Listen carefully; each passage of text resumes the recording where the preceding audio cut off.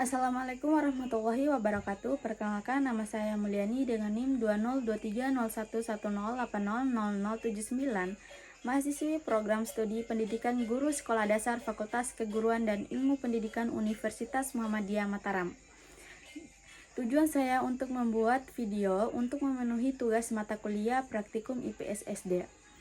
Judul tugasnya itu membuat video tentang sejarah yang ada di daerah kalian. Nah, di sini saya mengangkat sejarah tentang Tenun Khas Bima.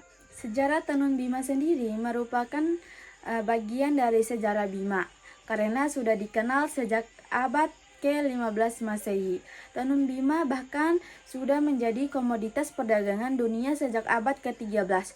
Nah, mungkin itu saja definisi atau yang saya ketahui tentang sejarah Tenun Bima. Dan saya juga melakukan wawancara terhadap warga setempat. Assalamualaikum warahmatullahi wabarakatuh, Bu. Waalaikumsalam warahmatullahi wabarakatuh, Dek. Ya, Mohon maaf mengganggu waktunya. Sebelumnya, saya atas nama Mulyani, mahasiswi Universitas Muhammadiyah Mataram. Saya ingin melakukan wawancara terhadap Ibu. Ingin bertanya tentang seputaran menenun, Bu. oh boleh deh, boleh. Jadi pertanyaan pertama yang saya ingin tanyakan itu, kira-kira berapa lama menenun hingga menghasilkan satu lembar kain, Bu? Untuk proses penenunannya sendiri itu dia membutuhkan waktu 4-5 hari untuk mendapatkan satu lembar kain tenun. Kurang lebih itu, Dek. Jadi pertanyaan kedua itu, batas maksimal panjang dan lebar kain tenun itu berapa, Bu? Untuk panjang kainnya ini sendiri kurang lebih ya 9 meter. Kalau lebarnya itu kurang lebih 60 cm itu, Dek, ya. Kurang lebih lah. Pertanyaan ketiga itu, Bu, apa nama alat tenun ini dan umur alat tenun ini sudah berapa lama, Bu? Untuk alat tenunnya ini beragam, ada macam-macam. Dan untuk alat tenunnya ini sendiri itu kurang lebih dia 30 tahunan. Karena alat tenun ini itu alat tenun tradisional turun temurun dari nenek moyang kami dan masih dilestarikan sampai sekarang.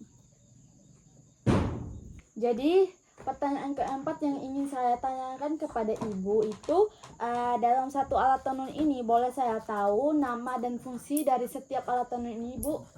Oh boleh deh. Untuk alat tenun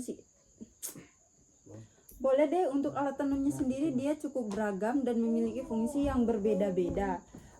Yang pertama di sini ada liho yang dimana dia berfungsi untuk sandaran pinggang.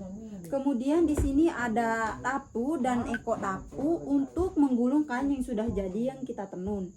Kemudian di sini ada cau yang dimana dia berfungsi untuk memasukkan tiap helaian benang. Kemudian ada yang namanya lira. Nah, lira ini dia berfungsi untuk merekatkan benang yang kita masukkan agar dia bisa menjadi kain. Kemudian di sini ada pisau kuu dan kuu yang dimana dia berfungsi untuk mengangkat benang yang berada di bawah. Dan kemudian di sini ada koro. Nah, koro ini dia berfungsi untuk memisahkan benang yang di atas dan di bawah. Kemudian ada korok besi. Dia namanya korok besi. Dia sama fungsinya seperti koro yang pertama, tapi bedanya dia ini hanya untuk menahan agar koro pertama ini agar dia tidak lari kemana-mana. Yang terakhir itu ada tandi dan tampe. Tampe itu berfungsi untuk menggulung helaian benang. Kemudian tandi sendiri dia untuk menahan atau menopang tampe tersebut agar dia lebih kokoh berdirinya. Mungkin itu saja sih, Mbak, untuk alat dan fungsi dari alat tenun ini. Nggak banyak. Baik, Bu, terima kasih banyak atas waktunya. Saya pamit undur diri. Wassalamualaikum warahmatullahi wabarakatuh. Waalaikumsalam warahmatullahi wabarakatuh.